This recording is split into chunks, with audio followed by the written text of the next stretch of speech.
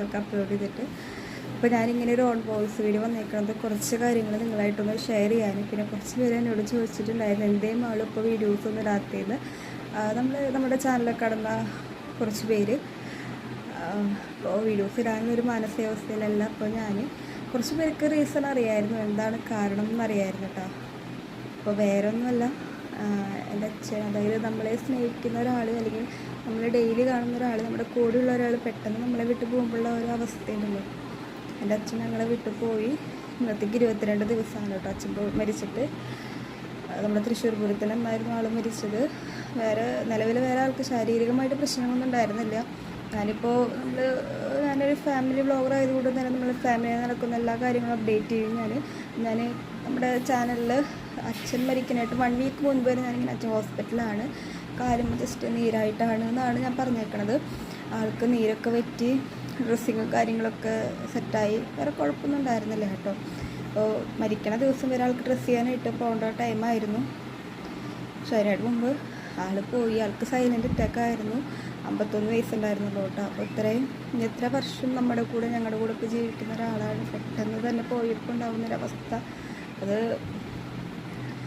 അത് എന്താ പറയേണ്ടതെന്ന് എനിക്കറിയുന്നില്ല കേട്ടോ. പിന്നെ എൻ്റെ അടുത്ത് വേറെ കുറച്ച് പേര് ചോദിച്ചിട്ടുണ്ടായിരുന്നു, ബേബി ഓക്കെ അല്ലേ, കുഞ്ഞിനെ നീ നോക്കണില്ലേ? സത്യം പറയുകയാണെങ്കിൽ എൻ്റെ വയറ്റിൽ കിടക്കണ കുഞ്ഞിനെ കുറിച്ച് ഞാൻ ആരെങ്കിലും എത്ര മാസമായി എന്ന് ചോദിക്കുമ്പോൾ മാത്രമാണ് ഇപ്പോൾ എനിക്ക് എൻ്റെ വയറ്റിൽ കുഞ്ഞ് കിടക്കുന്നുണ്ടോ എന്ന് വരെ ഞാൻ ചിന്തിച്ചു പോകണത്. കാരണം നമുക്ക് അതിനെക്കുറിച്ച് ആലോചിക്കാനോ ഒന്നുമുള്ളൊരവസ്ഥയിലല്ല ഇപ്പോൾ കടന്നു പോകണത്. സത്യം പറയുകയാണെങ്കിൽ അച്ഛൻ ഹോസ്പിറ്റലിൽ അഡ്മിറ്റ് ചെയ്യുന്ന സമയത്താണ് ഞാൻ ഇങ്ങനെ ഫസ്റ്റത്തെ സ്കാൻ ചെയ്യണത്. അപ്പോൾ ജസ്റ്റ് സ്റ്റാർട്ടിങ് ആയിട്ടുണ്ടായിരുന്നുള്ളൂ. പിന്നെ ഇതുവരെ ഞാൻ മെഡിസിൻ എടുക്കും. ഇപ്പോൾ സ്കാൻ ചെയ്യുമ്പോൾ ഞാൻ ബേബിനെ കുറിച്ചൊരു അപ്ഡേഷനും എനിക്ക് തരാനായിട്ടില്ല. കാരണം ആ ഭാഗ്യം ഞാൻ നോക്കിയിട്ടില്ല സത്യം പറയുകയാണെങ്കിൽ. അപ്പോൾ അങ്ങനെ ഇതാണ് എൻ്റെ ലൈഫിൽ ഇപ്പോഴത്തെ കറണ്ട് സിറ്റുവേഷൻ. ഇതൊക്കെയാണ് കേട്ടോ. ഇതൊക്കെ ഓക്കെ ആവണം. ബബ്ബൂസിന് നെക്സ്റ്റ് വീക്ക് തൊട്ട് അവൻ ക്ലാസ് സ്റ്റാർട്ട് ചെയ്യാനായി. ഓരോന്നായിട്ട് എനിക്ക് സെറ്റാക്കി വരണം. നമ്മുടെ ചാനലിൽ പഴയ പോലെ വീഡിയോസൊക്കെ ഞാൻ അപ്ലോഡ് ചെയ്യാം.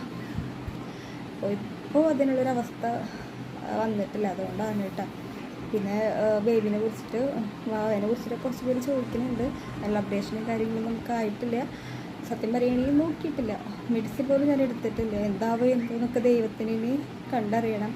ആ ടൈമിൽ ഇനിയിപ്പോൾ ഡോക്ടറെ കാണാൻ പോകുമ്പോൾ ഡോക്ടർ വായിന്ന് നല്ല ചീത്തയേക്കും.